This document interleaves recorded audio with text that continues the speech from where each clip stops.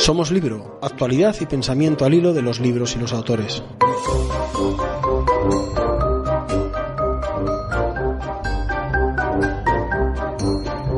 Conozca qué hay en la vida que le hará disfrutar de buenos libros y buenas ideas. Somos Libro, el programa que le lleva a leer y pensar.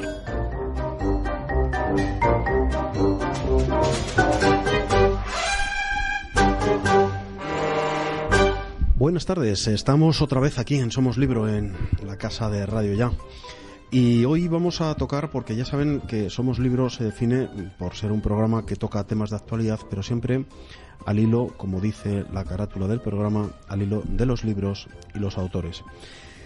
Desgraciadamente, tenemos que decir que uno de los temas de actualidad, y insisto en que desgraciadamente uno de los temas de actualidad es que tenemos que hablar de la Ley de Memoria Histórica y la queremos llevar a examen. Queremos hacer una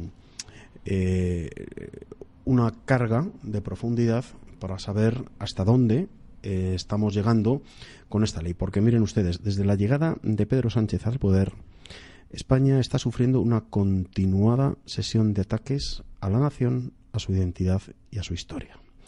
Ya no voy a entrar en la parte de su capacidad operativa para gobernar, que entre otras cosas, ya saben ustedes, está totalmente embargada en el poder de unos y otros, y por supuesto en su incapacidad personal para hacerlo, porque es una persona que vive de la apariencia y no del conocimiento. Porque los socialistas y los comunistas, desde que Pedro Sánchez está en el poder, han tomado, como digo, el poder con la ayuda de los separatistas y los terroristas. ¿Hay algo que pueda salir mal? Pues miren, Mariano Rajoy dejó un legado pobre desde el punto de vista institucional, porque para el melifluo presidente del Partido Popular solo la economía tenía relevancia para gobernar. El resto, como diría su antecesor José Luis Rodríguez Zapatero, era negociable. Era negociable la nación, era negociable la vida, era negociable la moral, era negociable la economía. Solo fue incapaz de aplicar el relativismo a la crisis económica que asoló a España y a los españoles, mientras él tiene la dicha de disfrutar de una muy injusta paga vitalicia de unos 180.000 euros anuales. La cobardía y el colaboracionismo de los partidos que deberían defender a España, eso que algunos llaman la derecha, negando a una parte del pueblo español que se siente huérfano, indefenso y traicionado, muy traicionado, pues entre todos estos hay unas partes, unas secciones, como son por ejemplo los católicos, los cristianos, más específicamente los católicos, que se han convertido en la paja del grano. Es decir, que lo mismo lo quemas que lo das a las bestias de comer. Da igual. Quizá también de esto tenga la culpa la jerarquía, de la que, como le pasa a la clase política, cada vez está más lejos del pueblo o del rebaño, que diría el Papa Francisco. En general, a cuantos aman a una España unida y en paz, sea del signo que sea, la edad que tenga y las aspiraciones que anhelan, todas estas personas, con esta clase política que nos gobierna, estén en el gobierno o estén en la oposición, están dejándonos a un margen. Solamente interesa aquellos votos, aquellas personas que son capaces de erizar en conspiraciones, en contradicciones, en discusiones. Los que queremos vivir en paz estamos totalmente al margen de sus aspiraciones. Todas las fuerzas del arco parlamentario son parte de la corrupción de España. Eso es así.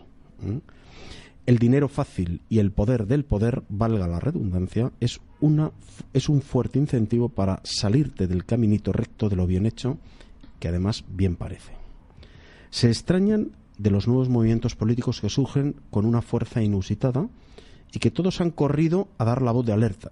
Que llegan los fascistas, que llegan la ultraderecha. Pues no sé si lo son, pero les voy a decir una cosa.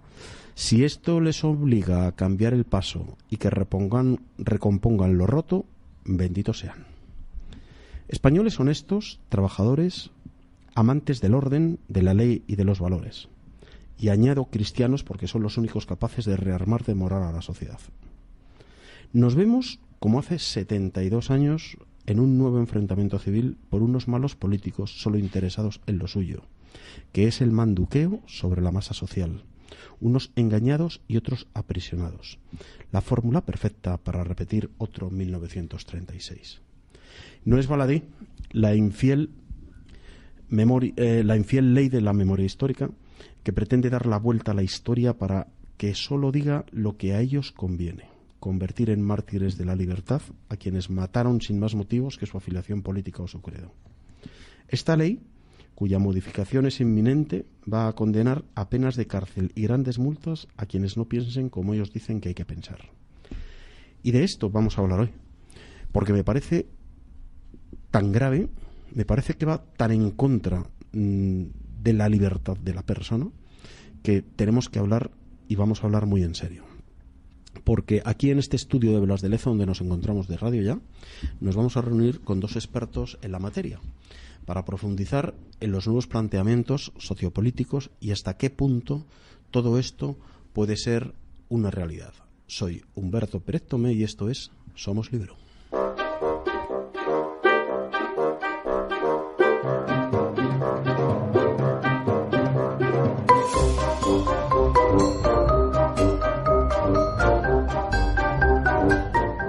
Bueno, pues para hablar de este tema, que la verdad es un tema realmente preocupante, que a mí personalmente me preocupa mucho, y creo que no soy el único, como van a poder ver ustedes, vamos a hablar con dos expertos, como decía. Uno de ellos es Javier Giral Palasi, que es autor de un libro que se titula, y creo que el título ya es inmisericordia con lo que está sucediendo, que se titula Contra la manipulación de la izquierda y las manipulaciones históricas.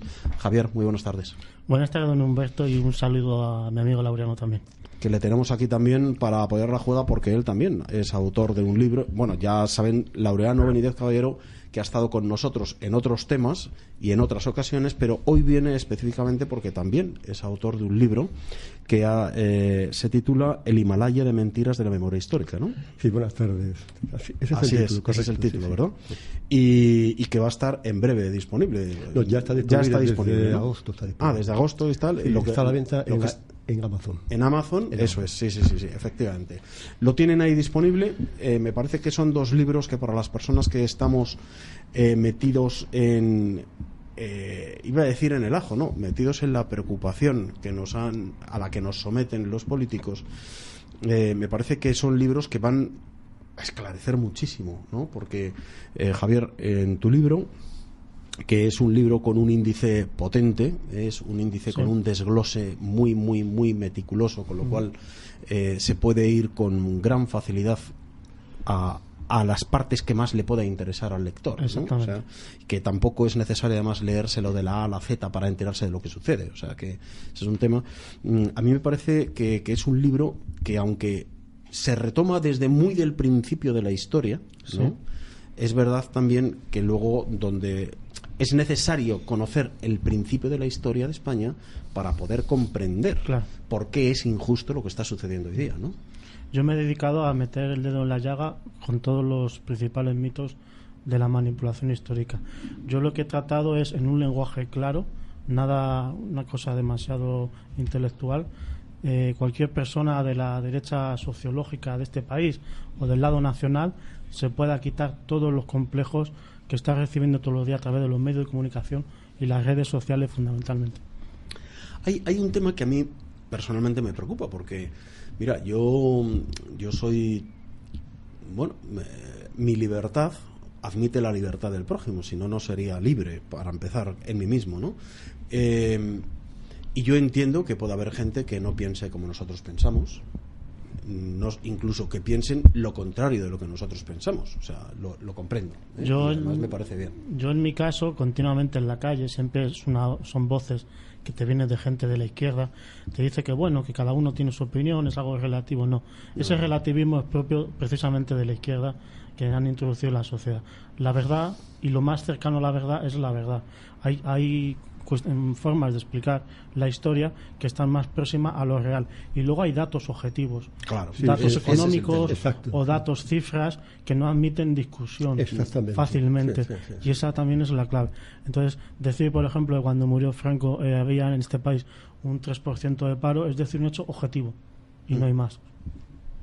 Sí, eso efectivamente, ¿no? O sea, es que lo de todo es relativo es una de las grandes muletillas que normalmente tú dices que es de la izquierda. Yo creo que normalmente es de la gente o cobarde o ignorante, que se da aquí, allí, allá, en todas partes. Pero a mí hay una cosa que me preocupa mucho y seguro que a vosotros también, porque si nos damos cuenta, parte de toda esta gran mentira la orquestan y que además se convierten inmediatamente en el altavoz de la propaganda, que son los medios de comunicación, porque qué pocos medios de comunicación se empeñan en hacer brillar la verdad, con hechos objetivos, como tú dices, Javier. O sea, que es que existen cosas. Sí, esta manipulación de la izquierda es una labor de ingeniería social profunda que empezó, yo creo que empezó en el año 56, cuando los comunistas entran en la universidad.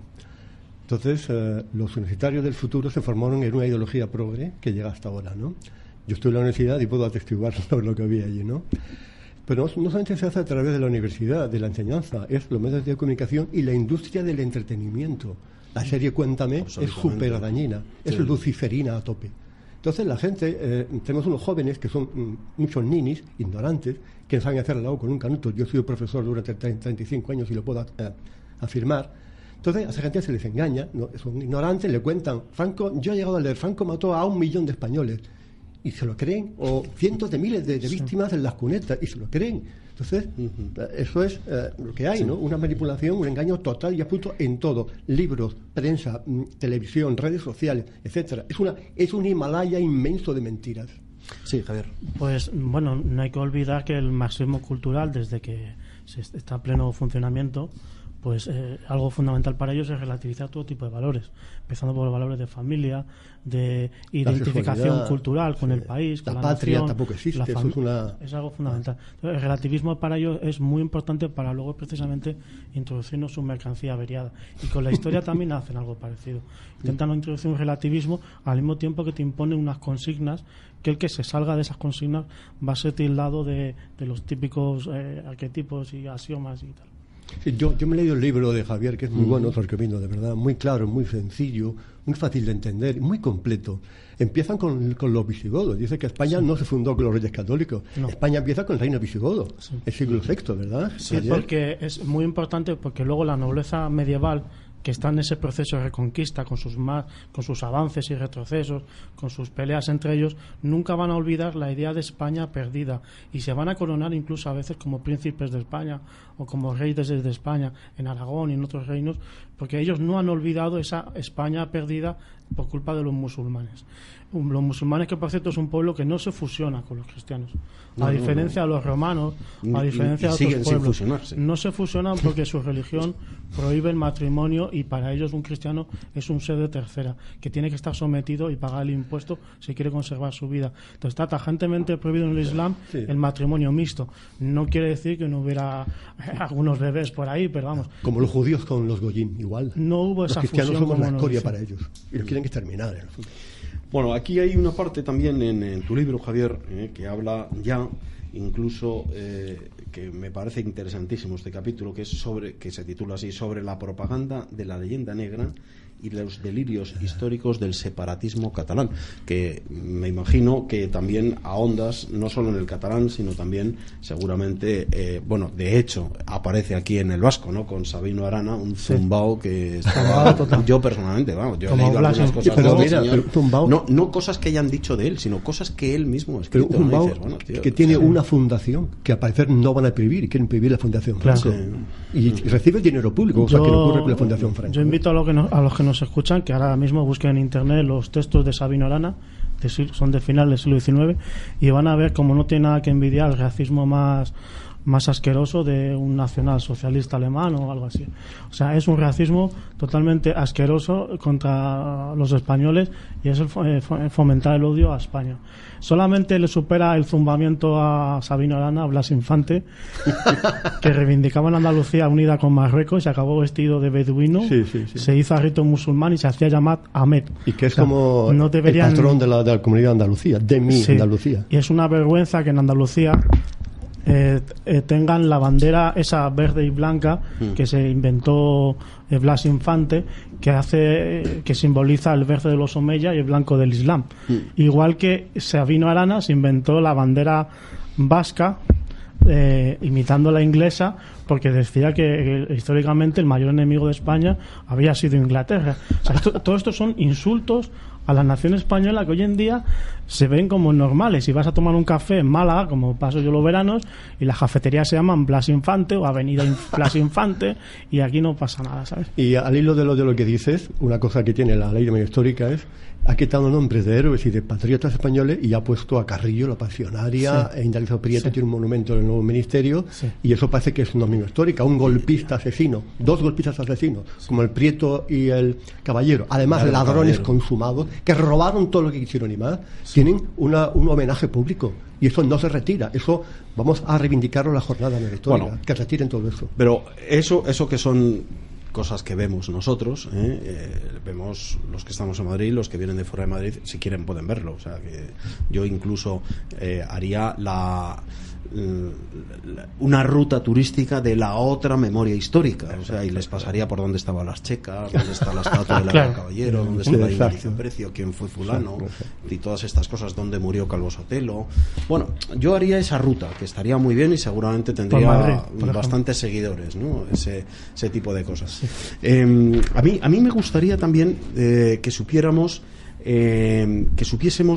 algo sobre el tema de lo de la leyenda negra que dice este capítulo, bueno, de América y de todas las leyendas negras que se han ido fabricando aquí contra España, ¿no? Porque creo que ya la de América es que ya es casi lo de menos, vamos. O sea, ustedes saben el chauvinismo francés, lo pesado que es. Pues si Francia tuviera una décima parte de la historia que tiene España, es que entonces ya no había quien los aguantase. Y España tiene un complejo, no sé si viene del 98, de inferioridad, que aquí se ha dejado que nos metan mano los historiadores ingleses y franceses con el tema de la leyenda negra. Es cierto que cuando se conquista América y se coloniza, España era el gran imperio mundial y sus enemigos eran pequeñitos, envidiosos, y bueno, ellos se crearon esta leyenda negra en América. La realidad es que en América, desde el primer momento, Isabel la Católica establece las leyes de Indias que protegen a los indígenas americanos, a los indios que llamaban entonces, los protegen y los hace un llamamiento a convertirlos y a fusionarse con esos pueblos. Cosa que no hace la cultura anglosajona, porque la cultura anglosajona... Y perdóname, solamente un inciso. No solamente a proteger a los indígenas, es que los convierte en ciudadanos españoles. Exactamente. No eran colonias, sino eran provincias, eran provincias de ultramar. Y así eran consideradas. No eran colonias como luego va a ser en el Imperio Inglés. Entonces, la realidad es esa, que se fusionan con los pueblos que están allí, los convierten al cristianismo y se fusionan.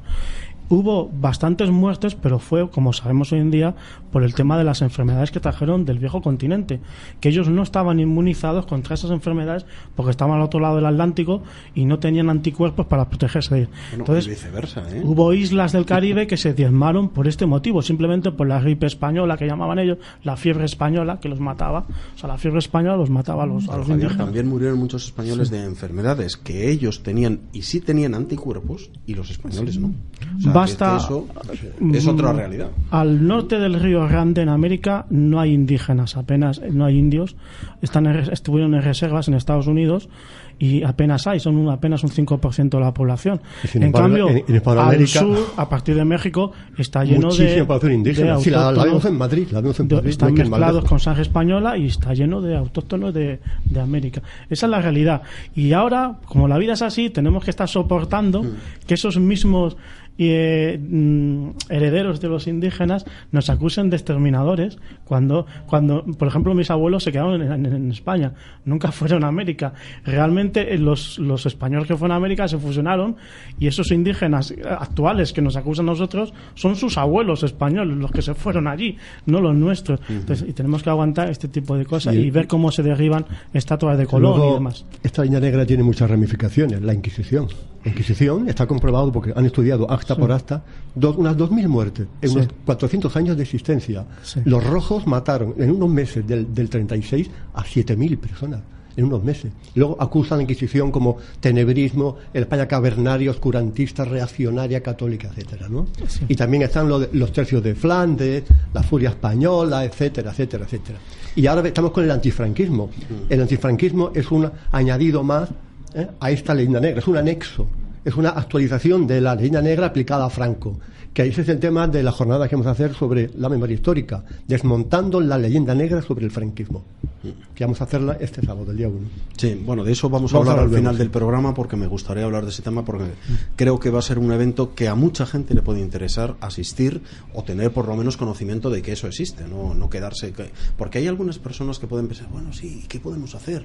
¿Y quién nos defiende? O sea, lo que decía en el editorial, esa sensación de orfandad que tiene mucha gente... de que antes se creían... Ovejas sin pastor, que antes se creían que era el PP, la gran madre, y vieron que no, que era una madrastra casquivana que encima se iba con prostituida, otros, ¿no? O sea, Dilo Jack, prostituida. Y entonces yo tengo esa sensación de que hay una gran cantidad de gente que por eso resurgen partidos como Vox, o resurge AES, o resurge la ADN, por ejemplo, que es una fusión de partidos con un sentir muy similar y para hacer más fuera.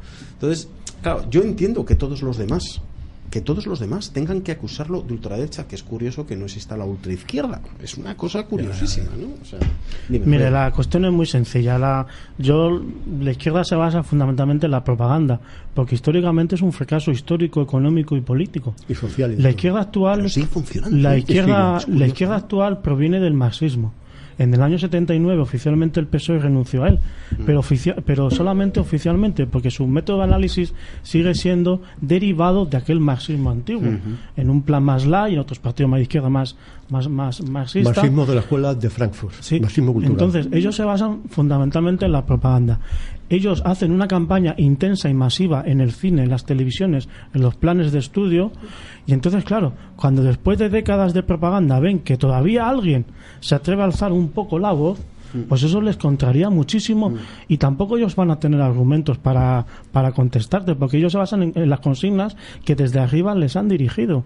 Entonces les saca de su lugar que alguien todavía se atreva. Entonces vas a ser tildado, para empezar, ultraderechista, fascista. Yo, si quieres, puedo hablar ampliamente del tema del fascismo, de dónde viene el fascismo y qué es el fascismo.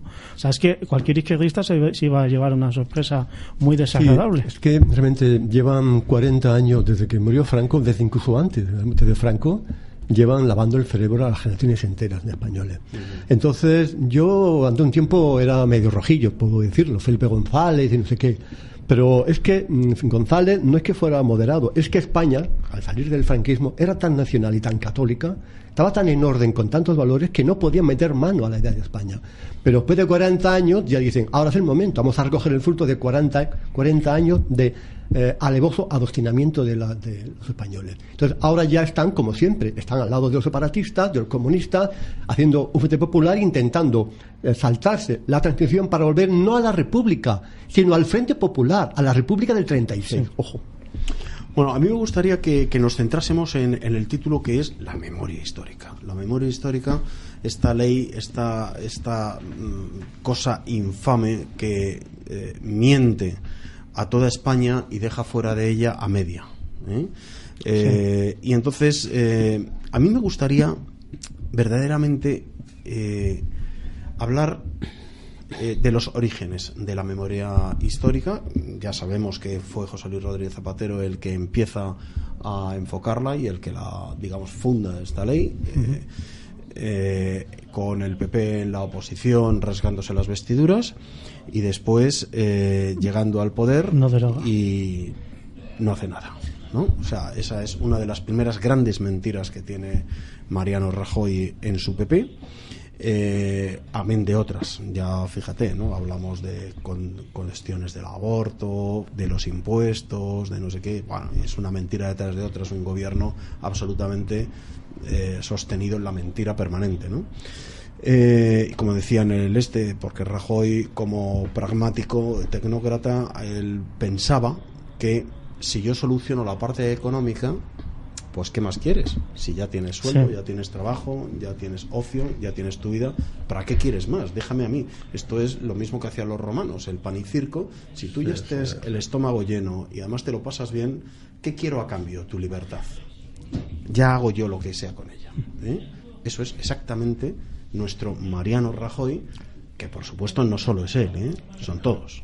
Javier. Mire, desde Suárez se inauguró la política o la forma de hacer política de no dar la batalla de las ideas. Suárez es una persona tal vez bien intencionada, pero de escasa cultura, y él mismo lo reconocía. Entonces era un segundón del régimen franquista que había hecho carrera política, y él inaugura esa política a los pies de Juan Carlos, que es quien le elige, y luego después va a renegar de él, por cierto. Pero bueno, entonces desde la transición la derecha deja de dar la batalla de las ideas, y la izquierda siempre además domina un aparato de propaganda que lo va copando todo.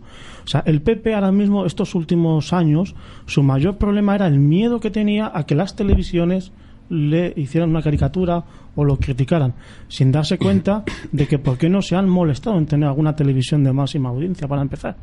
Porque si tú dejas todas las televisiones de máxima audiencia en manos de la izquierda y luego no eres capaz de dar la batalla a las ideas... ¿Tú crees que eso ha sido sin querer, por tontos? No, Soraya formó el duopolio Mediaset y Antena 3, lo hizo a posta. ¿Vosotros creéis que eso ha sido sin querer? Para la izquierda, por supuesto. Mira, una cosa que yo quiero decir. Yo estoy cansado de escuchar eso de la derechita cobarde. La derecha desde Suárez no es cobarde, es cómplice. Es que comparte la misma ideología de la izquierda, solo que lo disimula un poquito. No es cobardía, es complicidad. Piensan lo mismo. Soraya entregó los medios de comunicación, las televisiones, a la izquierda, sabiendo de manera consciente. Y Rajoy, el PP tenía una ideología hasta el año 2008.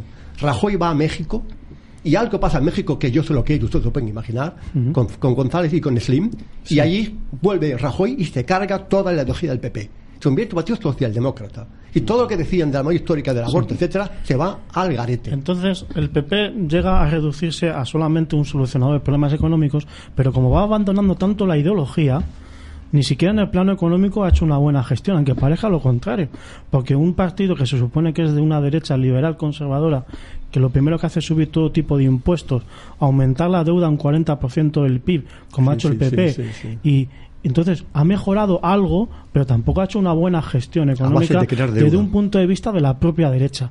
O sea que es que ya es un partido totalmente echado a perder y que naturalmente no vamos a votar.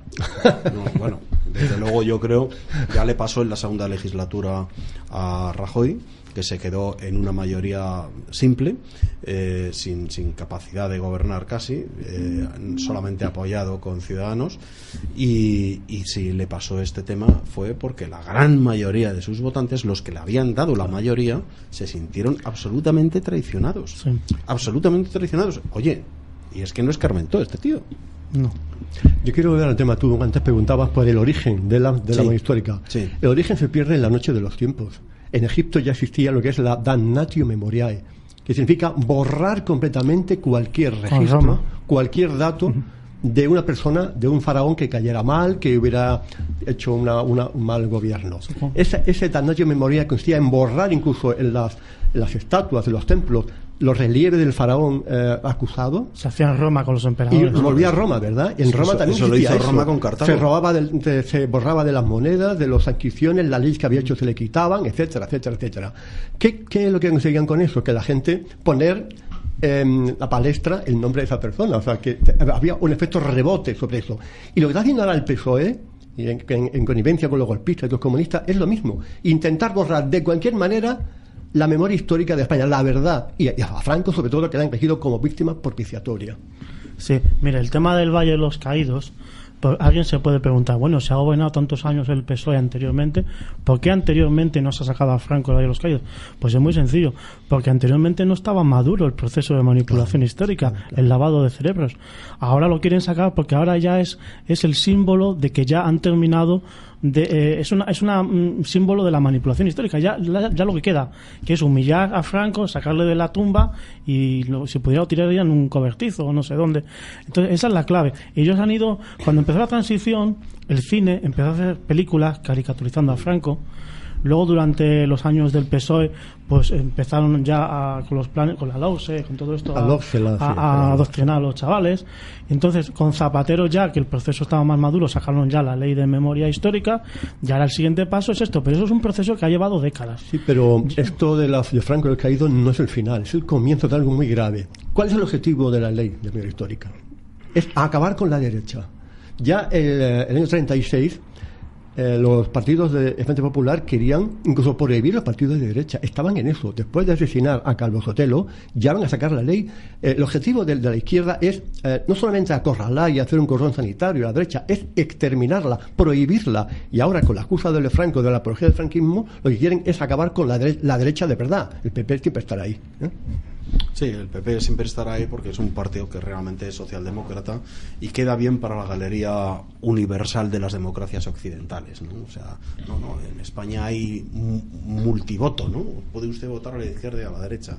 Sí, puede ir por ahí los tiros. No, y también otra cosa que tiene lo de Franco es que quieren anatematizar a Franco y al rey porque son ahora mismo lo que están parando un poco el proceso de destrucción del régimen del 78, que yo quiero que se destruya, porque yo nunca he creído en él, la verdad, pero no para volver a una república frente populista, que es lo que quieren hacer ellos, ¿no?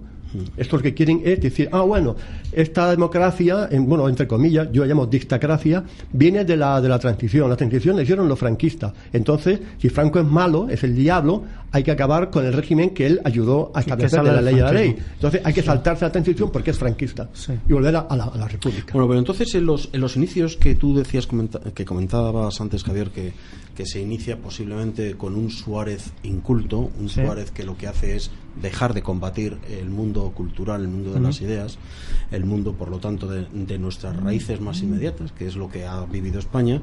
¿Qué otros personajes en el histórico, hasta que José Luis Rodríguez Zapatero tenga la osadía de coger y decir voy a hacer esto? Porque eso estoy seguro, que ya tenía que haber habido papeles top secret que había corrido por las mesas de todos los partidos de que eso iba a suceder. Bueno, tendríamos que remontarnos a la transición. Mire, el régimen de Franco no continuó porque el Franco no quiso continuar. Él era consciente de que sin él no podía continuar, porque él era el nexo de unión de toda la familia del régimen y era la figura heroica que había ganado la guerra civil a la cabeza de un pueblo levantado en armas, porque la guerra civil no la hizo solamente Franco con 4 militares, que eso se suele olvidar. O sea, el bando nacional tenía más voluntarios alistados, mucho peor pagados que los de la República o el Frente Popular, más propiamente hablando.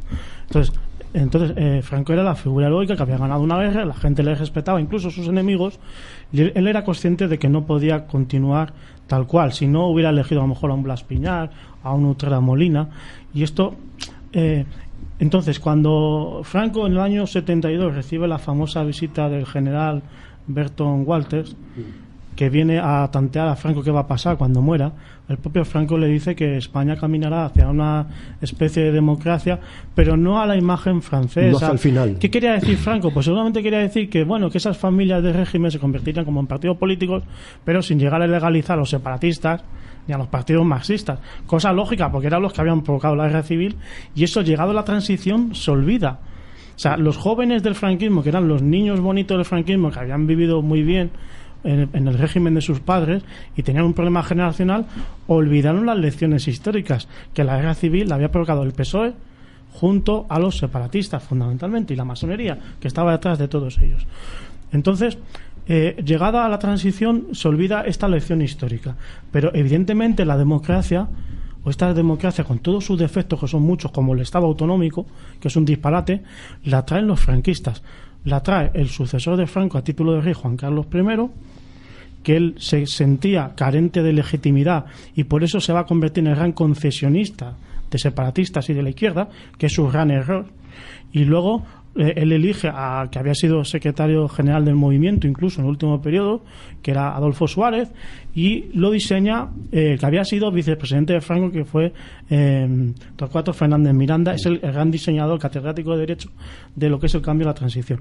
Las propias Cortes de Franco, lo que llaman burlescamente el harakiri, no es un harakiri, es un ejercicio que hoy en día sería impensable en la clase política actual, que ellos mismos voten su autodisolución, como hicieron las Cortes de Franco. Entonces esta democracia, con todos sus defectos, que son muchos, la trajeron los franquistas, no la trajeron la izquierda ni otras personas.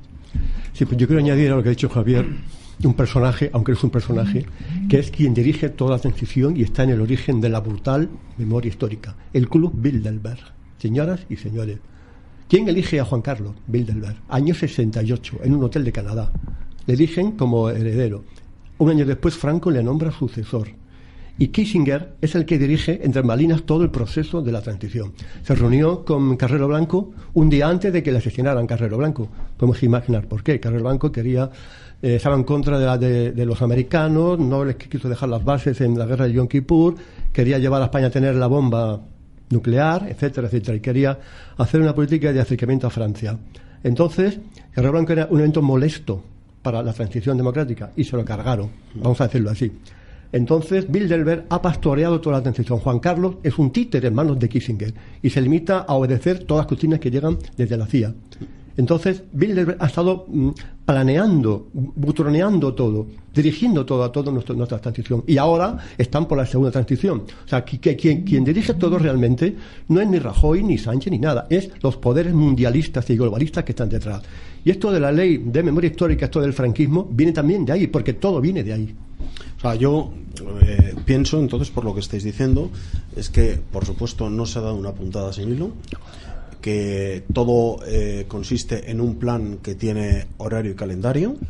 Correcto. Y que las personas que están son las que tienen que estar, y el que se sale, exacto, el que se mueve, como diría Alfonso Guerra, no sale en la foto. Sí, es que esta ley de memoria histórica es parte de un conglomerado ideológico que nos ha inoculado el nuevo orden mundial, el globalismo, el multiculturalismo, la LGTBI, el anticatolicismo, claro, la ley de memoria histórica, el antifranquismo, sí, es parte de un todo. Evidentemente, las décadas de propaganda, ahora a lo que nos llevan, y eso ya lo sabemos todo, yo lo escribí en 2016, está en mi libro, ahora lo que lleva al paso es, ya que está totalmente legitimado el franquismo, estamos legitimando lo que viene del franquismo, que es la democracia, exacto, del 78, de la Constitución 78, y vamos a por la monarquía, y vamos a, ¿para qué? Para abrir paso a un proceso constitucional de una España federal con Cataluña o no, y una tercera república que enlace con la segunda república, que era la idílica. Esto naturalmente es un disparate, porque los que conocemos la historia sabemos que esa gente nos llevó a un enfrentamiento civil en los años 30 y nos llevó a la guerra civil, y nos están volviendo a llevar a una situación de falta de libertades y de aplastar a la otra España, que también puede provocar pues tensiones o un enfrentamiento civil que ya se está viviendo en Cataluña en parte. Sí, el objetivo es doble: acabar con España, por supuesto que ese es el objetivo, destruir a España como Estado único, y entregarlo en bandeja de plata a una federación de Estados europeos, a una Europa confederal, que es lo que quiere hacer el nuevo orden mundial. La Unión Europea es creación del nuevo orden mundial. Entonces, Borrell es el más entusiasta defensor de esto, y también Rivera. Rivera es europeísta a tope, o sea, ninguno quiere en España. Sí. Sí, todos son europeístas, tienen ese paletismo de que todo lo que viene de Europa es mejor, y no es así. De Europa se hacen grandes tonterías. Yo creo que no es por paletismo, a mí me parece que es por pragmatismo. Ellos saben que, como he dicho antes, el que se mueva no sale en la foto. Y el día que uno de estos líderes que tenemos ahora por aquí, que pretenden vendernos una imagen de decencia, y no solo de decencia, sino además de una gran personalidad política, como si fuesen distintos al de al lado, y en el fondo todos comulgan de la misma rueda de molino, que es Europa. Yo le pongo dos ejemplos muy sencillos. Por ejemplo, aquí se habla de Alemania como si fuera el no va más. Alemania, por ejemplo, ha metido a 2 millones de refugiados, se ha creado una crisis total en Europa, es la puntilla que ha dado el sí al Brexit también, Y también en Alemania, con el tema del euro, a ellos les ha beneficiado muchísimo, porque el euro está como un 30%, un 25% más devaluado que el marco alemán si siguiera existiendo, y en cambio ha empobrecido a Italia o a España, que son países que el euro les ha perjudicado. Esa es la realidad. O sea, y nosotros creemos que todo lo que venga de Europa es mejor que lo que hay en España. Pues muchas veces no es así. Sí, no sé, yo no estoy tan convencido de que eso que tú has dicho hoy día exista. A mí me da la sensación de que hace años, eso sí es verdad, ¿no?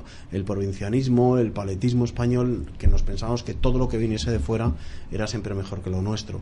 Hoy día yo creo que eso ya no existe, sobre todo porque es que hay muchas generaciones de gente joven que ha viajado mucho y sigue viajando mucho y ve que no hay tantas diferencias entre España y el resto del mundo, que en general, como se vive en España, no se vive como en el resto del mundo, ¿eh?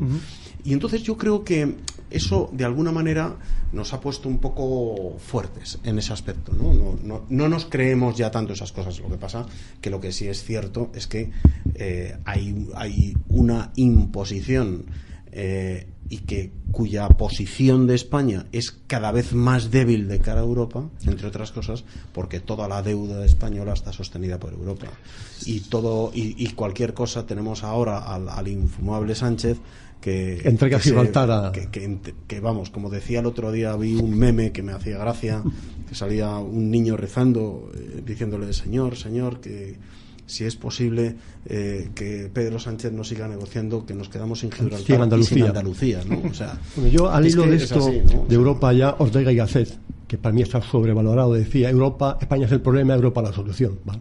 Entonces yo creo que todo esto tiene que ver con el desastre del 98. Yo creo que el complejo de culpa o de inferioridad de España viene de que fuimos el imperio más grande que ha habido nunca. Hemos evangelizado, hemos dado cultura y prosperidad y valores a una gran parte de la humanidad, porque Hispanoamérica era un terreno de sacrificios humanos y de horror y de dictadura fascista de los aztecas, de los mayas. Entonces, hemos sido tan importantes, hemos sido tan arrebatadores y tan valerosos que cuando vino la crisis, porque España, yo creo que la causa de la crisis española es demográfica. España no podía combatir en tantos frentes sola frente a países incluso católicos que se aliaban con los turcos y a la vez evangelizar y poblar América. Entonces hubo una crisis impresionante en Castilla de demografía que nos llevó a la crisis. Entonces un país que ha estado en la cima del mundo de repente se ve arrastrado. Entonces ahí empezó un complejo de culpa y ahí empezamos a asumir la leyenda negra. Sí. Sin embargo, con Franco fue al revés. España año 75 era un país peligroso, industria fuerte, un país unido, valeroso, emprendedor. Entonces cuando entramos en Europa, el peaje que pagamos fue el desmantelamiento de la industria, porque era peligrosa, y nos convirtieron en un país de camareros y de albañiles y de especuladores. Eso fue lo que pasó con la transición, con Felipe González. Sí. La llevaron a la conversión industrial, pues fue la destrucción. Fue la primera crisis de la democracia. Y este fue el peaje que pagamos. Sin embargo, Alberto Ullastre, el mejor ministro que ha habido en España, posiblemente, sí, cuando negoció el acuerdo con la Comunidad Europea, fue que nos redujeron los aranceles en el 30%. Fue súper positivo, y España no necesitó ni un euro del Plan Marshall ni Europa para alcanzar cotas elevadísimas de progreso. Y ahora estamos cada vez con menos renta. Estamos cada vez peor y cada vez más endeudados. Bueno, entonces volvemos a la memoria histórica, y tenemos aquí un capítulo que me parece que es muy interesante, ¿no? El Movimiento Nacional Contrarrevolucionario, en el que entra la primera parte con una pregunta importante. ¿Era Franco un fascista? Sí, esto es muy importante porque, mire, la izquierda, aprovechando todo el cine masivo que ha hecho Hollywood sobre los campos de concentración alemanes, sobre la Segunda Guerra Mundial, pues la izquierda, el juego que hace de la propaganda en España es identificar a Franco con un nazi. Franco es un fascista y Franco lo mismo que Hitler. Y continuamente ponen la imagen visual de ese encuentro en Hendaya, sí, entre Franco y Hitler. Que la realidad dice que Hitler, cuando se marchó, dijo que prefería que le sacaran 4 muelas antes que volverse a entrevistar con Franco. Y la realidad es que Franco no entró en la Segunda Guerra Mundial a pesar de las fuertísimas presiones que tuvo en el año 40 y 41. Entonces, ¿era Franco un fascista? Evidentemente no. Franco era un militar de carrera. y él no tenía intención de crear ningún partido político ni de entrar en política, muy a diferencia del fundador del fascismo, que era Mussolini, que era un socialista de pata negra, para que se vea un disgusto a la izquierda. Pero nacionalista. O sea, vamos a ver, el fundador del fascismo fue un socialista marxista de pata negra, el número 2 del Partido Socialista Italiano. Y Mussolini lo explica muy bien. Mussolini dice que durante la Primera Guerra Mundial, con el fervor nacionalista, todos los partidos socialistas europeos han terminado apoyando a sus gobiernos locales contra el enemigo. Entonces, Mussolini, cuando le expulsan del Partido Socialista Italiano, tiene la idea de crear un partido socialista nacional.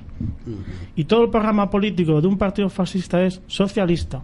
Es en defensa de los trabajadores, en defensa de los sindicatos, las colectivizaciones. Entonces, no deja de ser un partido antisistema radical. Totalitario, como comunista. No deja de ser un partido antisistema radical, totalitario, pero con ese punto de moderación de al menos conservar la nación. Y Hitler igual, ¿verdad? Claro, con Hitler el asunto aún va a estar más claro, porque el nombre del partido de Hitler es Partido Nacional Socialista de los Trabajadores Alemanes. Es prácticamente igual que PSOE. Si alguien lo pone las siglas en un papel, en español son las siglas igual que PSOE, con una N de nacionalista. Esa es la clave del asunto. Entonces Franco, como decía, era un militar de carrera, que le eligen sus generales. En octubre del 36, ya comenzada la guerra civil, le eligen para que se ponga al mando de la sublevación militar que ha desencadenado en una guerra civil. Él es el general más joven, más prestigioso, y se pone. Luego, precisamente ante esa ausencia del movimiento nacional, de que no tiene una ideología, pues recurren a la que está de moda en Europa, que es el fascismo. También es muy importante la cronología, porque la guerra civil se produce antes de los crímenes de la Segunda Guerra Mundial. Stalin ya los había cometido. Exactamente. Hitler no, Stalin sí. Ahí va yo. La República o el Frente Popular recibe ayuda masiva de Stalin, que ya había asesinado a millones de personas. Solamente en Ucrania habían muerto 7 millones de ucranianos, de Ucrania. Por el hambre. En cambio, la ayuda militar que recibe Franco de Alemania es de un canciller alemán que de momento no se tiene constancia de esos crímenes masivos. Ayuda militar que después se va a estar pagando, que no va a salir tampoco gratuita. Exactamente. No hubo que robar dinero ni oro del banco para pagar esa deuda. Os cuento una anécdota que a lo mejor la sabéis vosotros. Cuando sucedía eso en Ucrania, la hambruna de Ucrania, llegó un general y le dijo a Stalin, camarada, tenemos que hacer algo. En Moscú se mueren de hambre. Y le contestó Stalin, general, es usted un hipócrita. Morirse de hambre es lo que está pasando en Ucrania, que se están comiendo a sus propios hijos. Eso es historia, ¿eh? Sí, luego también el fascismo es una ideología pagana realmente, ¿no? Sí. Una ideología como Sí. típica del ultraísmo, modernismo Sí. y tal. Y Franco fue la ideología franquista, si se puede decir así, es católica, tradicional, española, identitaria, etcétera. Franco no era un ideólogo. Una vez le dijo a uno, usted haga como yo, no se meta en política. Entonces Franco no había una ideología, que quizás fue el gran fallo del movimiento nacional. No hubo una ideología potente que oponer a la ideología progresista roja cuando vino la transición. El franquismo se basaba en la religión católica. Cuando el concilio cambia la iglesia y la iglesia abandona a Franco, hubo un vacío, un desconcierto que produjo, entre otras cosas, esa hecatombe ideológica de la transición. Y también, o sea, Franco era católico, el fascismo es pagano. Ni Hitler ni Mussolini eran católicos. Exactamente. José Antonio, que era un poco lo más parecido que había al fascismo, Sí. él decía que no era fascista, él era católico tradicional español. Y la ideología de Franco estaba más cerca de Isabel, la católica, que de Mussolini. José Antonio Eso es viajó evidente. en una sola ocasión a Alemania y vino asqueado de ese paganismo que estaban implantando, porque incluso llegaron a sustituir símbolos navideños cristianos por símbolos nazis. Sí, a mí lo que me hace gracia es que llamen fascista a todo lo que está a su izquierda, Sí, porque eso es ya un cliché. Ciudadanos es extrema claro, derecha, es un cliché. PP, Sí. y luego Vox es la extrema Pero, derecha. volviendo al tema del franquismo, el franquismo, resumiendo, se declara como un régimen católico, nunca pudo ser un partido fascista porque era un movimiento de familias donde estaban conservadores, estaban monárquicos, estaba la Falange, que era lo más izquierdista, entre comillas, que era un socialismo nacional. Ellos dirían nacional sindicalismo. Estaban los carlistas, o sea, era toda una serie de... La gente del Opus estaba también por allí, o sea, era una serie de familias. Por tanto, es el líder de un movimiento que aglutina a toda la España. Sí, que había una ideología única, monolítica, aplastante. A toda la España católica que se ha opuesto a la revolución, básicamente. La España tradicional, la España de siempre. Sí, era un aglomerado de, como tú dices, de familias, conservadores, tradicionales, todos. Y, Marco, y a mí me hace mucha gracia que, por ejemplo, que ahora quieran decir que cantar el carrozol o levantar el brazo en alto es fascista, y levantar el puño en alto y cantar la internacional, que eso supone 100 millones de muertos, un estado totalitario absoluto. ¿Cómo pueden decir que Franco es fascista los dictadores comunistas? ¿Cómo es posible alabar a Lenin, Stalin, porque Pablo Iglesias es un forofo de Lenin y de Maduro, otras cosas, y luego decir fascista a Franco? Te lo pongo más fácil, impresentable. te lo pongo más fácil. Hay que ser muy bobo, muy estúpido, o ser un borrego matriz impresionante para tragarse ese Himalaya de mentiras. Laureano, absurdas. te lo pongo más fácil. ¿Cómo es posible que quieras sacar el cadáver de Franco y cerrar el Valle de los Caídos y luego ir a Cuba y a ensalzar a los hermanos Castro, ¿no? Exactamente, o sea, sí. O ir a la tumba de Mohamed V y taparse con un velo. Con mucho sentimiento y tal y cual, ¿no? Mira, vamos a ir un momentito a publicidad, ¿vale? Vamos a seguir luego hablando de este tema, hablando de vuestros libros, y porque yo creo que llevamos la tertulia pues bien encauzada, y tenemos que rematar con algunos temas. Centro de Estudios Profesionales Camino Real les ofrece la modalidad online para los siguientes ciclos de grado medio: cuidados auxiliares de enfermería, emergencias sanitarias, farmacia y parafarmacia. Nuevos grupos con inicio del curso del 11 de enero al 30 de junio. Matrícula abierta hasta el 10 de enero de 2019. Contacta con nosotros en el 91 675 1535 o en nuestra web formacionprofesionalcr.com. Tasaciones integrales de patrimonio. Joyas, colecciones, arte, antigüedades y relojes. En Tasaciones Integrales de Patrimonio valoramos, tasamos y peritamos todo tipo de bienes y contenidos. Divorcios, herencias, cuadernos patrimoniales y todo tipo de servicios de inventario y valoración. Para particulares, compañías de seguros, empresas o fundaciones. En tasacionesintegralesdepatrimonio.com encontrará el mejor socio de sus bienes. Tasacionesintegralesdepatrimonio.com.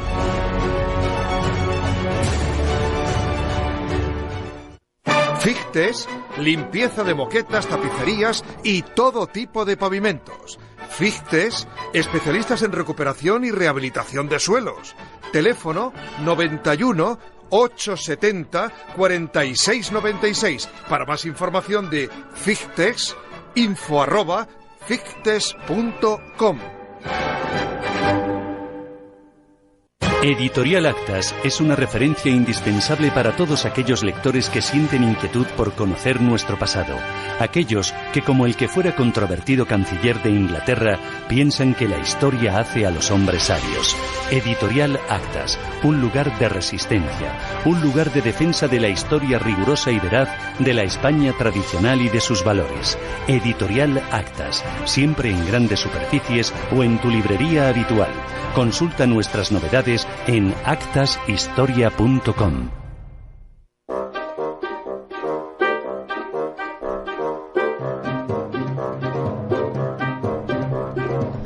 Bueno, pues estamos aquí de vuelta otra vez, ya con el segundo cafetito de la tarde. Estamos aquí con Javier Giral Palasi y Laureano Benítez Caballero. Vamos a repetir los títulos de sus libros porque yo creo que es interesante por si quieren ustedes tomar nota, porque después de lo que se ha estado contando y hablando de estos libros, pues es posible que alguno de ustedes estén interesados. El de Javier Giral Palasi es Contra la manipulación de la izquierda y las manipulaciones históricas, que está publicado por SND Editores. Y Laureano Benítez Caballero, cuyo título es El Himalaya de mentiras de la memoria histórica, que lo pueden encontrar en Amazon, y también lo tienen en versión papel en Amazon, si lo quieren, ¿verdad? Sí. Papel y soy grande caballero, estoy haciendo el grande caballero. Sí. Eso es. Benítez Caballero, Laureano Benítez Grande Caballero, esa es la cosa. Dos libros que tratan este tema, la memoria histórica, y son dos libros que pienso que merece la pena que les echen un vistazo. Por lo menos que lo consulten en las redes, en internet, y se enteren quizás más de lo que es el libro, y les interesará mucho, quizás de cara a las Navidades, para ustedes mismos o para alguien que conozcan que les pueda venir bien. Y yo tengo aquí una pregunta que me gustaría que me respondieran estos dos autores, porque se ve que saben de lo que escriben, y es: ¿quién sale perdiendo con todo esto? O, si me quieren contestar, al contrario, ¿quién sale ganando con todo esto? Javier Laureano, ping-pong. ¿Quién sale perdiendo ganando con la ley? Con esta ley y con todo lo que está promocionando. Bueno, sale ganando el nuevo orden mundial, el Club Bilderberg, los poderes fácticos que controlan el mundo, que son 13 familias, con todas sus derivaciones, Fondo Monetario Internacional, Unión Europea, la ONU, etcétera, y sale perdiendo España, toda España. Sobre todo los patriotas españoles, por supuesto. Ya lo dije antes, el objetivo de todo esto es acabar con la derecha de verdad que hay en España. Acabar con cualquier residuo, ¿para qué? Para eternizarse en el poder ellos. Sí. ¿Alguna matización, Javier? Sí, la ley de memoria histórica es una ley de sometimiento ideológico, que lo que busca es acallar al adversario político. Primero se hacía ridiculizándolo, luego se hacía autocensurándose, y ahora ya directamente ya se hace por ley.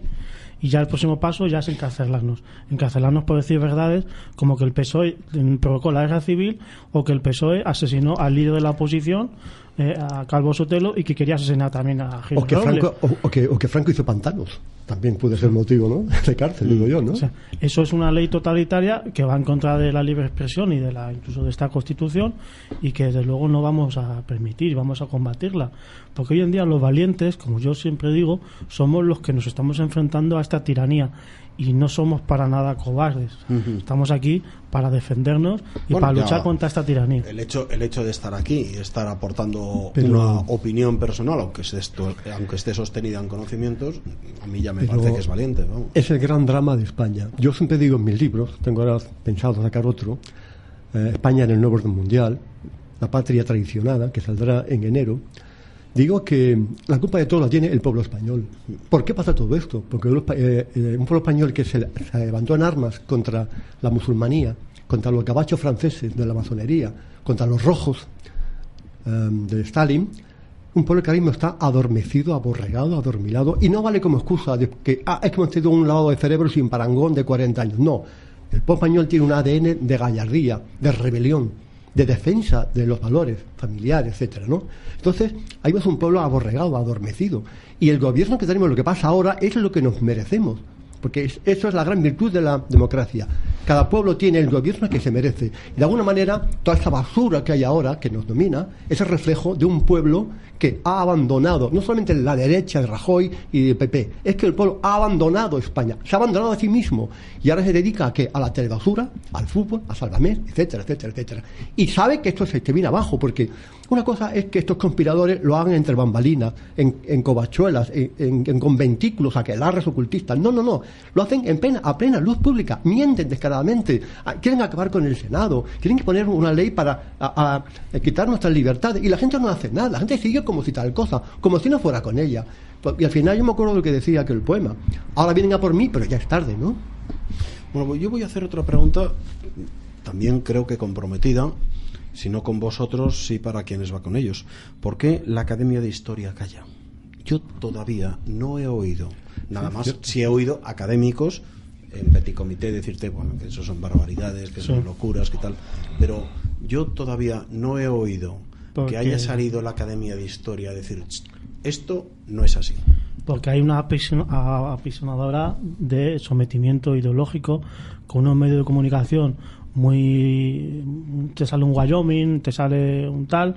Yo me acuerdo de la Academia de la Historia, cuando salió el tema del franquismo, lo describió como un régimen autoritario, no totalitario. Totalitario era Stalin o era Hitler, pero el franquismo no era un régimen totalitario, porque la ideología no se metía en todas partes como hacía el comunismo, entonces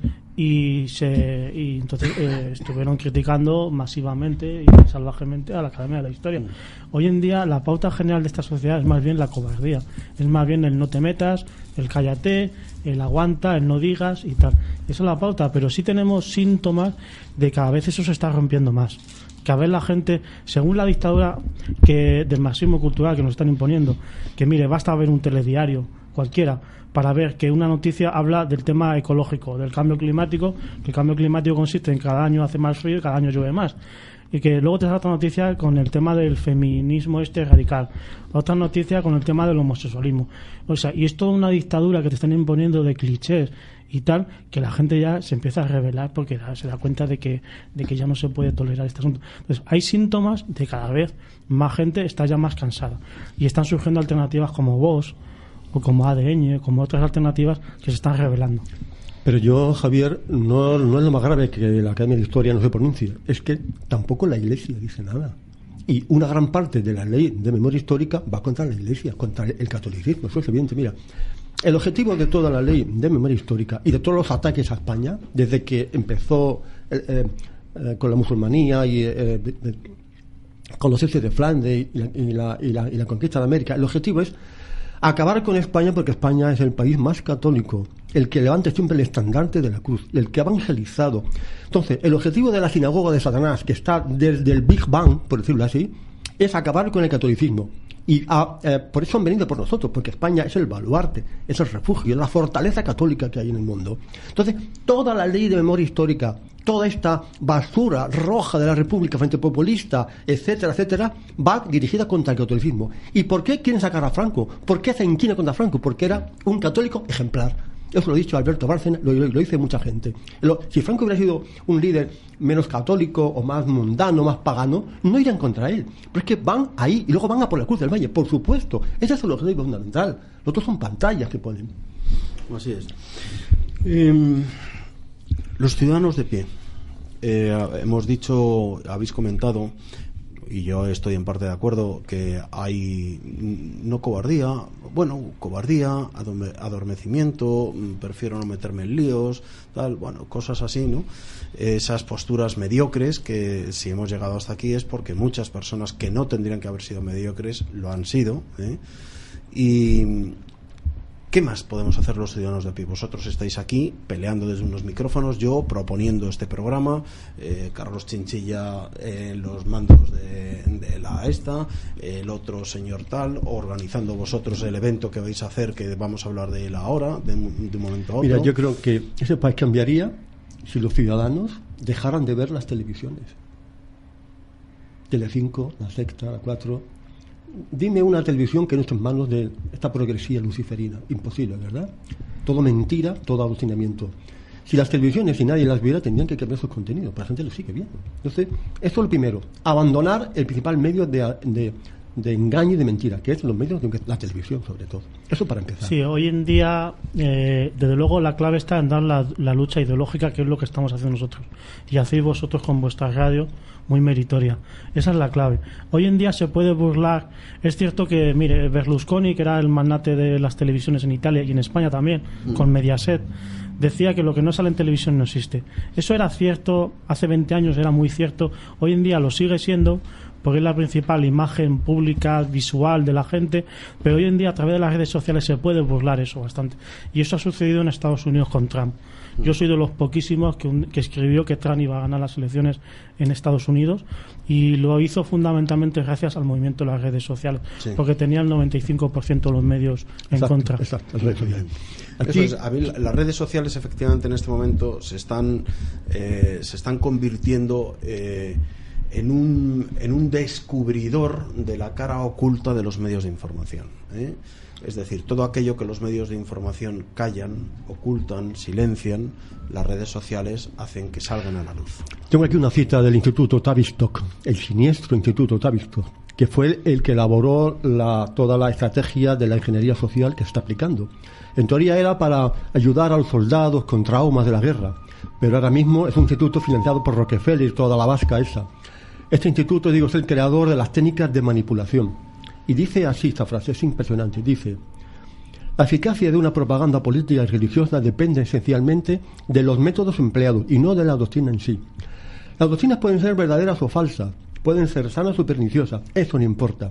Si el adoctrinamiento está bien conducido, prácticamente todo el mundo puede ser convertido a lo que sea. Eso es la ley de memoria histórica, por supuesto. O sea, que si la gente dejase de ver la televisión y leyera vuestros libros, daríamos la vuelta. Exactamente. El día en que la gente comprenda que las instituciones mienten descaradamente, ese día cambiará España y el mundo, incluso el mundo. Pero se lo creen, se lo tragan. Dicen cientos de miles de muertos, no sé qué, y la gente se lo cree porque lo dice en la televisión.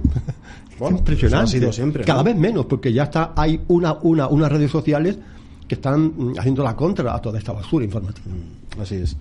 Bueno, de la memoria histórica, cosas que se quieren ocultar, cosas que se quieren con las que se quiere mentir y convertirlas en una verdad consensuada, en una verdad fabricada, ¿no? Por ejemplo, el tema tan traído y llevado y llorado y ensangrentado que son las cunetas, ¿no? Los genocidios, sí, los genocidios y las cunetas llenas de cadáveres, sí, ¿no? La base, una de las mentiras históricas más importantes, bueno, la que ocupa el Everest del Himalaya es: la república fue legítima y democrática. Eso ya da risa a cualquiera que sea un poco conocedor del asunto. La segunda es: Franco fue un genocida, ¿verdad?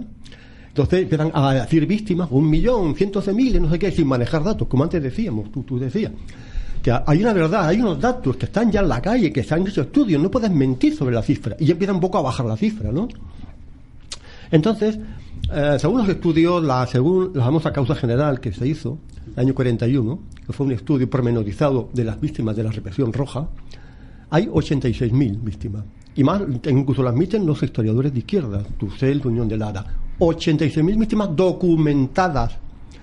Las de Franco, miren, dicen que fueron 56.000, pero ahí están incluidas las víctimas de la represión de posguerra, que fueron 13.000, no cientos de miles. Sí, dicen en el bando nacional que fueron 56.000, porque según el bando, la izquierda fueron, no sé, una vez dicen 1 millón, otra vez dicen 140.000, otras veces.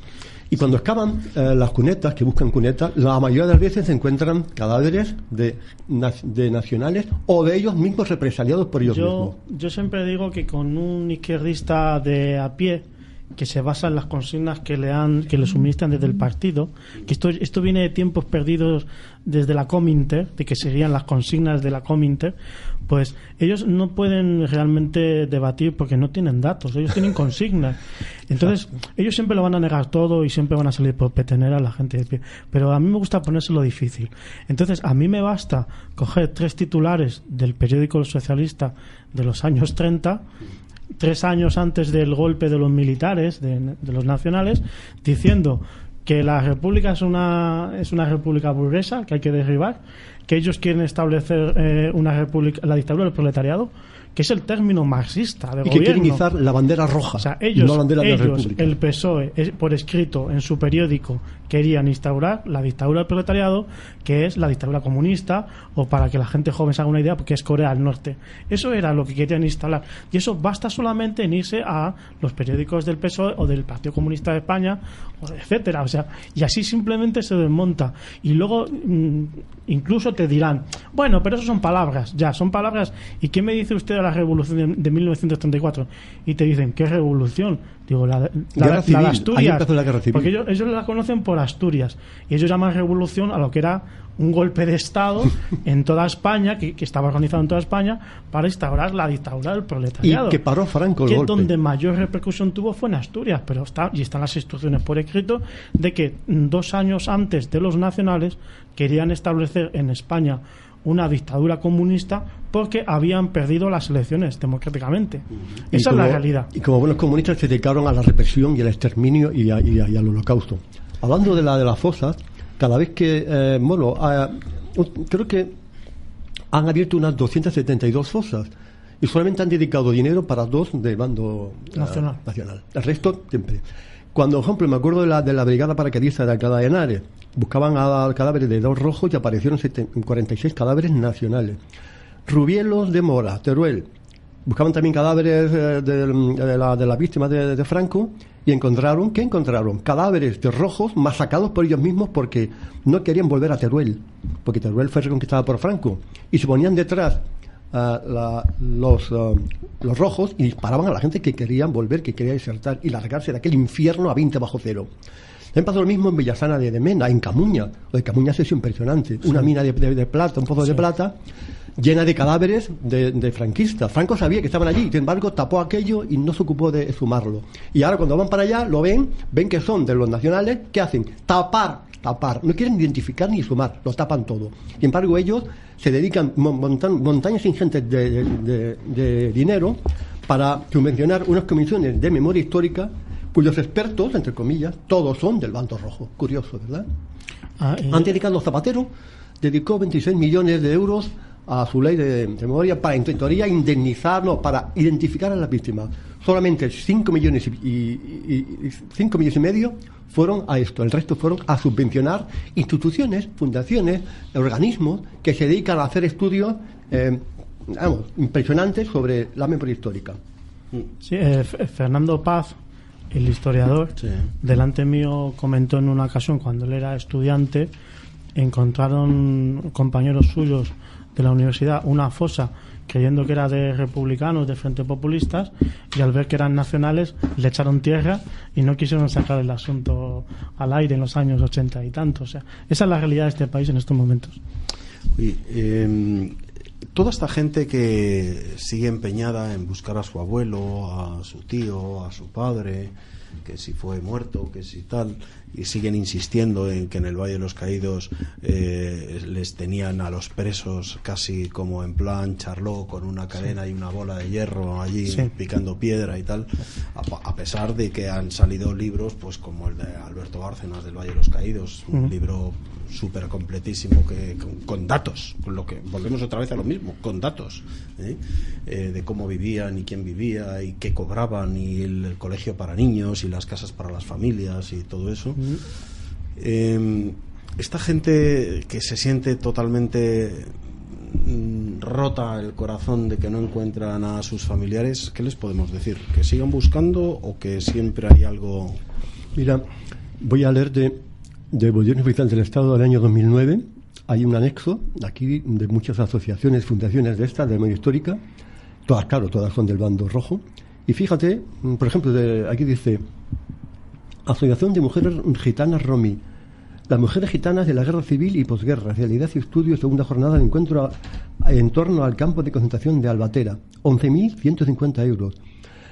Amos Acero, una vida por Vallecas, investigación, recopilación y edición novenal, no sé qué, 12.100 euros.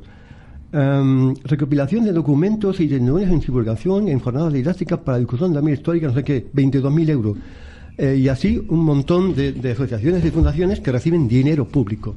Y que ese es el objetivo también de la ley de memoria histórica: dar dinero, mantener a un montón de asociaciones con dinero público, mientras que no dedican ni un solo euro a ninguna asociación que se investigue las víctimas del terror rojo. Hombre, yo creo que cualquier persona está en su derecho de, si algún familiar suyo está en una cuneta o está en algún sitio, darle una sepultura digna o un entierro digno.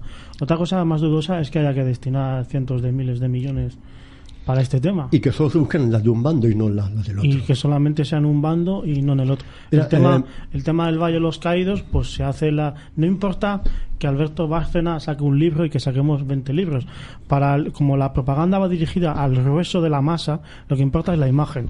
Y la imagen es que aquello fue un campo de concentración nazi de esclavos, que había miles y miles construyendo una pirámide para cuando muriese el dictador. 20.000 muertos. La realidad importante: los que murieron en el Valle de los Caídos por accidentes de trabajo fueron 14. Sí, también otra cosa. Y lo sabemos, ese dato, perdona Laureano, ese dato de 14 víctimas, lo sabemos por el médico del Valle de los Caídos, el médico que era republicano. Que era un preso republicano. Otra cosa muy importante es el hecho de que aparte de que en las guerras, cuando hay una batalla, pues la gente se entierra al lado del campo de batalla. Entonces abren las fosas y ahí se entierra cadáveres mezclados de rojos y de franquistas, ¿no? Eso para empezar. Dicen que España es el país que tiene más fosas comunes después de Camboya, el régimen de los Gemelos Rojos, 2.800 fosas. No sabemos de dónde se han inventado eso. Que consideran como víctimas de la revolución franquista a los fallecidos en combate. Curioso. Sí. Y también, eso de tocar los osarios del Valle de los Caídos, no se puede hacer, porque si yo para acceder a un osario tengo que atravesar y tocar hueso de un cadáver no, cuya familia no la autoriza, eso no se puede hacer. Entonces hay que remover toda la montaña de cadáveres, 33.384 cadáveres, para buscar el hueso que no sé si está allí de un abuelo mío. Eso además que supondría 220 millones de euros. Eso no se puede hacer. Yo en mi libro comento de que si yo hago la pregunta de que si sería posible en el año 2018, por ejemplo, hacer un monumento a todas las víctimas de la guerra civil, y la respuesta es no. Hoy en día solamente se podía hacer un monumento a una parte, a la mitad de las víctimas de la guerra civil, que sería la del Frente Popular. En cambio, el malvado franquismo lo que hizo fue una basílica que no tiene simbología franquista realmente, para rezar por todas las víctimas de la guerra civil muertas en combate. Y por ese motivo se llevó allí los restos de combatientes de los dos bandos, que se consultó a sus familias si querían o no querían que fuesen al Valle de los Caídos. Tuvieron un tiempo para responder y simplemente es eso. O sea, hoy en día sería imposible hacer un monumento para rezar por los dos bandos de la guerra civil, o para honrar a los dos bandos de la guerra civil.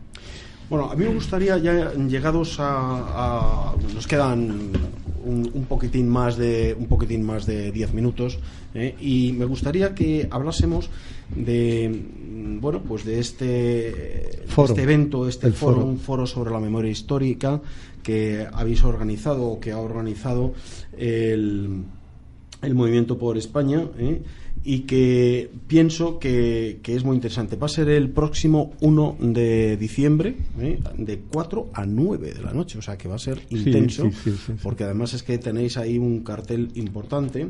Ya digo que es un foro sobre memoria histórica, y que bajo el lema Desmontando la leyenda negra del franquismo se van a dar una serie de charlas o conferencias para todos los que estén interesados. Los ponentes, vamos a hablar, vosotros los conocéis más, bueno, entre otras cosas porque vosotros dos sois dos de los ponentes, pero vamos a hablar más un poco precisamente de los otros dos ponentes que no se les conoce y que también tendrán mucho que aportar. Uno de ellos es el general Juan Chicharro, que va a tocar el tema sobre la ley de memoria histórica. ¿Quién es Juan Chicharro? Es el presidente de la Fundación Nacional Francisco Franco, con eso está todo dicho. Está todo dicho, y claro. Es una persona... Y además, la mitad de su familia está desaparecida, no sabe dónde está. Entonces, es un testigo, es una víctima de la Revolución Roja. Sí. Y también va a estar Pilar Gutiérrez Vallejo, que va a hablar sobre Franco y su obra. ¿Quién es Pilar? Pilar es la hija del ministro Gutiérrez Cano, que fue quien fundó la Fundación Francisco Franco aquí en España, y es una activista de tomo y lomo, que vamos, es incansable en la lucha y en defensa de la memoria del franquismo. Sí, quien la conozca. Y también ahora mismo está inmiscuida en el tema de defensa del Valle de los Caídos. Y del aborto, una luchadora en contra del aborto. Es una activista de tomo y lomo, vamos, incomparable. Una activista incomparable. Yo la conozco también, y los que la conocen y los que la conocerán el día de este foro, ya nunca más se olvidarán de ella, porque es una mujer con un coraje, una fuerza, es una madre coraje, y muy luchadora, y lo que tú has dicho, Javier, que es una activista feroz, vamos, es así, ¿no? Y luego estáis vosotros, que vas a hablar de tu libro, y tú vas a hablar del desastre de la transición. Yo voy a hablar de la transición, me voy a centrar. Bueno, perdona, yo no voy a hablar de mi libro, voy a hablar de la República, del Himalaya de mentiras de la República, no de la memoria histórica en general. Es que nos hemos dividido. Yo hablo de la República, Pilar habla Franco su obra, y Javier habla de la transición, o sea, el desastre de la transición. Cronológicamente. Exactamente. Yo voy a analizar pormenorizadamente el tema de cómo se hizo la transición, lo que se hizo mal, lo que se hizo bien. Yo tuve como maestro a Enrique de Diego, que fue quien mejor analizó este asunto en su día. Él tiene un libro que se llama La casta parasitaria, que luego es un término que puso de moda Podemos, pero Podemos en el tema, en el sentido de aniquilar el régimen del 78, y Enrique de Diego lo analizaba y lo quería rectificar y mejorar. Entonces yo me he pedido la transición. Sí. Y aparte de todo eso, va a haber proyección de vídeos, testimonios de víctimas de la represión, y carteles, que van a prestar carteles alusivos de la época, de las matanzas de católicos y de civiles, etcétera, etcétera. Que va a ser muy completo el acto. Va a haber, es un seminario realmente, ¿no? Sí. Y esperemos que sea el comienzo de hacer más jornadas. 5 horas son muchas horas. Es un seminario intensivo. Haremos descansos también. Es una presentación, es una presentación del foro. Entonces hemos querido hacer un acto importante, un poco completo, para luego de allí que cale en la opinión pública, para luego hacer foros más cortos, más pequeños, más concretos. ¿no? Sí. Hay vídeos, imágenes, coloquios. ¿Se va a sacar una publicación con las conclusiones? Sí, un manifiesto. Un manifiesto con unas conclusiones que yo creo que están en boca de todos. Unas conclusiones del foro, que son las que ahora piensa la opinión pública de los patriotas de España. Sí. Vamos a pedir que devuelvan el oro que robaron, por ejemplo. Que también se dedique dinero a la identificación de las víctimas nacionales. Y también se va a crear un registro de víctimas. Eso lo anunciamos como primicia. Sí. Un registro de víctimas franquistas, de víctimas del bando franquista.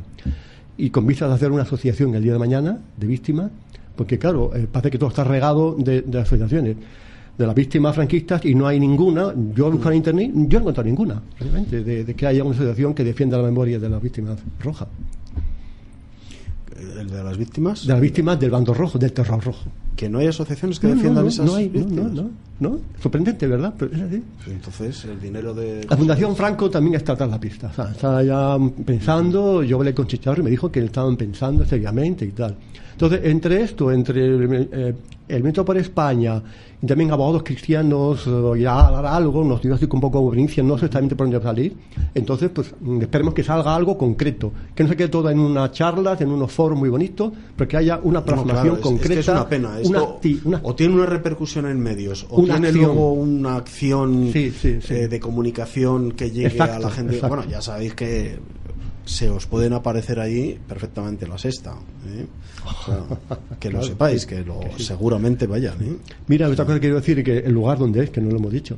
Sí, eso, ahora pues, nos encantaría que vinieran a La Sexta, porque a lo mejor aprenderían algo de historia. No, es que por ejemplo, es que para aprender tienes que tener la voluntad de querer aprender. Yo en la manifestación frente al Congreso de los Diputados me burlé de los medios diciéndoles: mañana dirán que aquí ha habido ostentación de banderas preconstitucionales, porque había algunas, no había muchas, y yo les puedo decir que la bandera de la Constitución es la del Águila de San Juan, muy parecida a la que tenía el franquismo. Esa bandera es prácticamente igual y estuvo vigente hasta 3 años después de la Constitución. Este es el nivel que tiene La Sexta y tiene los medios de comunicación, así que vengan, porque seguramente aprenderán algo. Bueno, yo quiero deciros que acordaros de lo que sucedió, por ejemplo, con Vox y Santiago Abascal en la manipulación que hicieron, y luego cuando, claro, o sea, fue tan llamativo el asunto que a los 3 o 4 días salió Ferreras en plan chulo, vamos, muy mal, diciendo, ahora, ¿que quieren el vídeo entero? Pues ponemos el vídeo entero, ahí tienen, venga, hala, para que vean, ponemos el vídeo entero. Sí, pero ya habían quedado mal. Ya habían quedado mal. Y además un reconocimiento soberbio. Que no... Y igual que pasó con la FEMEN el día 18 en Plaza de Oriente, que parece que fue una agresión facha a unas señoritas que pasaban por allí. Bueno, te decía, y después de haber dicho lo de la bandera preconstitucional, al día siguiente no dijeron nada. O sea que parece ser que les dio... Sí, lo que pasa que es que sepáis que una de las técnicas de La Sexta es que cuando acuden con su medio de televisión, su cámara y productora, normalmente no son periodistas, son normalmente equipos de producción. Ni pinchan ni cortan, le dicen tienes que ir allí, tienes que ir allá, punto. Graban lo que tengan que grabar y fuera. Y ellos almacenan, porque eso luego es lo que van a utilizar cuando les interese o cuando les venga bien o nunca. Siempre que eso lo van a utilizar de forma torticera, lo van a recortar, lo van a poner, van a quitar, entonces te sacarán a ti con una cara de no sé qué, al otro con no sé cuántos, porque claro, es que es su tipo de televisión, es una televisión manipuladora, ¿no? Entonces no puedes hacer en realidad nada contra eso. Sí seríais noticia si les prohibierais el paso.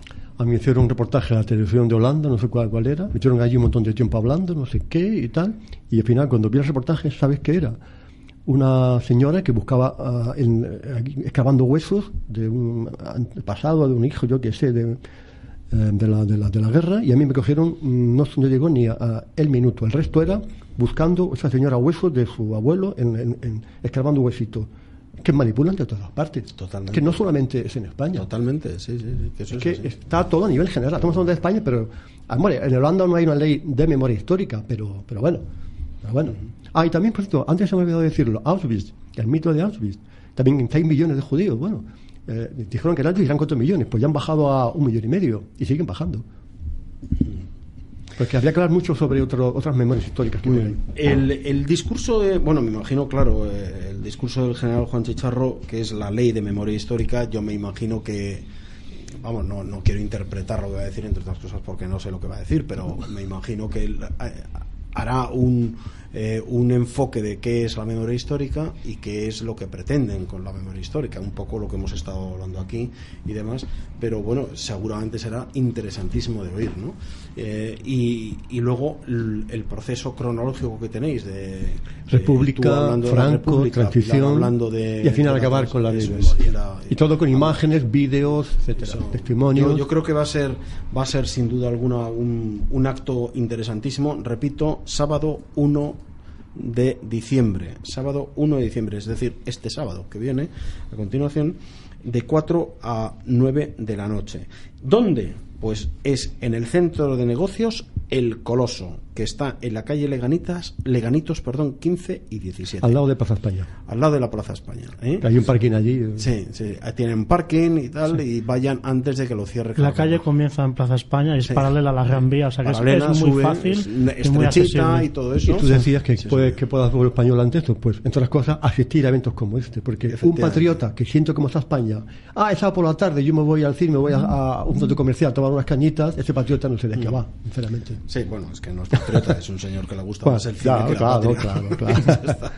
Pero para una vez que se hace el foro, hombre... Y después también es importante decirlo, que nadie se lleve a engaño, que como estamos acostumbrados a que todo sea gratis, esto también lo es. Solamente son 5 euros por persona para la colaboración del montaje del evento. O sea, no creo que sea una cosa descosida cuando por una... iba a decir una película mala, iba a decir una barbaridad, una película mala somos capaces de pagar 8 euros y se acabó, ¿no? Sin más trascendencia, ¿no? 5 euros. Sí, que van destinados a pagar el local donde se hace el acto, ¿no? Exactamente, ¿no? O sea que no hay ningún afán de lucro, no hay nada. No, bueno, ya me imagino. El local vale bastante, es un local puntero, un local muy elegante. Sí. Muy bien, pues hasta aquí hemos llegado. Quiero volver otra vez a recordar los libros de Javier Giral Palassi, que es Contra la manipulación de la izquierda y las manipulaciones históricas, de la editorial SND Editores. Pueden pedirlos, contiene distribución en la calle y todo, ¿no? Sí, está en cantidad. Lo más fácil es acceder en internet y comprarlo. Está en Amazon, está en Corte Inglés, está en el Carrefour, está en Agapea, la Casa del Libro, además te lo mandan a casa, incluso a veces con gasto de envío gratuitos y todo. Sí. Y el libro de Laureano Benítez Grande Caballero, que es el Himalaya de mentiras de la memoria histórica, que se puede adquirir directamente en Amazon. 2 libros muy interesantes que pueden ustedes adquirir. No sé si vais a tener para disponer en el día del evento. Yo en mi caso sí, porque yo no sabes si me ha fallado el envío. ¿Te ha fallado el envío? Bueno, pero en Amazon de todas formas siempre queda aquí la reseña de esto. Y nada más, muchísimas gracias, Javier, por haber venido, por haber dedicado a ti, Humberto, tiempo a un placer haber charlado con vosotros. Laureano, muchas gracias. Gracias a ti, Humberto. Da gusto de vez en cuando tener programas así. Pues a ustedes, nada, recordarles nada más que tenemos unas redes sociales en las que les esperamos compartir con ustedes. Síganos, estamos en Somos Libro, acuérdense, Somos Libro, @SomosLibro en Twitter, estamos también en Facebook con Facebook/Somos Libro. Compartan sus opiniones, nosotros compartimos nuestros programas, procuramos responder a todas las personas que interactúan con nosotros y les volvemos a citar para el próximo martes con otro tema más de actualidad, con más libros y más autores. Muchas gracias.